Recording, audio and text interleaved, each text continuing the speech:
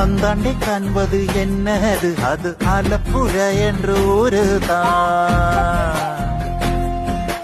அந்தாண்டை காண்பது என்னது அது ஆலப்புழா என்று ஊருதான். கடவுளுக்கு சொந்தம் ஊரையா என் பையன் வசிக்கும் ஊரையா. கடவுளுக்கு சொந்தம் ஊரையா என் பொண்ணு வசிக்கும் ஊரையா.